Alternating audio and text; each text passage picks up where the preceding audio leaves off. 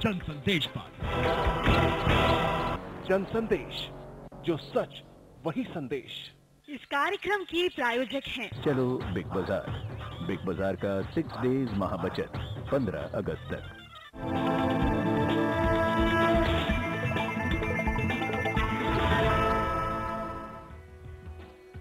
Break के बाद बहुत बहुत स्वागत है आपका वास्तुवाणी में। ब्रेक पर जाने से पहले हमने आपको बताया कि अगर आप प्लॉट खरीदने जा रहे हैं या फिर घर खरीदने जा रहे हैं तो वास्तु के हिसाब से आपको किन किन बातों का ध्यान रखना है।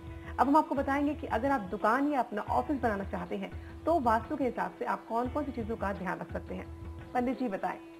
मूल थ्योरी वही है जो मैंने पहले जैसा बताया, लेकिन दुकान के लिए उत्तर फेसिंग सर्वाधिक उपयुक्त मानी जाती है। करियर की दिशा है, उत्तर फेसिंग बहुत मानी जाती है। लेकिन जो मैंने अपने अनुभव में भी पाया है कि जो उपभोक्ताओं से रिलेटेड जो सामान्य जैसे जनरल मर्चेंट और इस तरह की दुकानें होती हैं जिसमें गारमेंट्स की, तो वहाँ पे नॉर्थ वेस्ट फेसिंग भी मैंने बहुत अच्छा पाया, वहाँ बिक्री बहुत अच्छी होती है जी। तो आप उत्तर फेसिंग को सर्वाधिक मान्यता दें। इसके अलावा जैसे जो दुकान का मालिक या उस ऑफिस का जो मालिक अपने लिए कोई कैबिन बना रहा है तो वो दक्षिण पश्चिम दिशा में बनावे। दक्षिण पश्चिम दिशा में इस प्रकार बनावे कि उसकी फेसिंग बैठने की उत्तर की तरफ हो और उसके सामने की दिशाएं, सामने का हिस्सा पूरा खाली रहे। वो उस केबिन के दरवाजे के सामने ना बैठे जी, है ना। और उसकी पीठ के पीछे पूरा फुल वॉल सपोर्ट होना चाहिए, वहाँ कोई विंडो या कोई खुलापन नहीं होना चाहिए। हमारे भगवान भी पीछे की तरफ नहीं होने चाहिए, हमारे सम्मुख होने चाहिए और दाहिने होने चाहिए।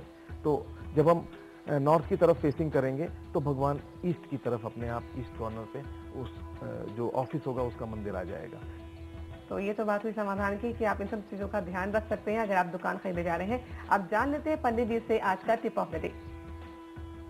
टिप ऑफ द डे आज का जो मैं लूंगा वो यही कि इतने सारे आपने जो वास्तु दोष दूर करने के उपाय पूछे। आपने एक सवाल पूछा था कि अचानक नुकसान होने लगे या कहीं नुकसान हो रहा हो तो क्या करें। एक बहुत सरल सा उपाय मैं बताता हूं कि पूरे अपने जो घर या दुकान को आप 4 पानी वाले नारियल ले करके और उसको पूरे घर से उतार के जी 6 बार सीधे 1 बार उल्टे उसको पूरे घर से उतार करके उस नारियल को संध्या काल में सूर्यास्त से ठीक पहले आप शनिवार के दिन ये कार्य करें और अगर नदी में विसर्जित कर दें। उसके बाद अपने इष्ट देव के दर्शन करके वहां प्रसाद चढ़ाएं और उनसे मन से प्रार्थना करें। बहुत सरल सा उपाय है। तो आपके यहाँ अगर कोई किसी भी तरह की नकारात्मक ऊर्जा या वहाँ नेगेटिव एनर्जी है तो वो भी हट जाती है और कई बार हमने देखा है इससे तुरंत ही रुकी हुई चीजें वो खुलने लगती हैं। जी, तो ये थी टिप ऑफ द डे। आज हमने आपको बताया कि घर खरीदते टाइम, दुकान खरीदते टाइम और प्लॉट खरीदते टाइम आपको वास्तु के हिसाब से कौन कौन सी चीजों का ध्यान रखना है। अगर आप भी अपने घर से जुड़े हुए किसी भी समस्या का समाधान जानना चाहते हैं तो आप हमें अपना लेआउट ईमेल कर सकते हैं। हमारी ईमेल आईडी है vastu@jansandesh.tv। फिलहाल आज की वास्तुवाणी में इतना ही। हमें दीजिए इजाजत। नमस्कार।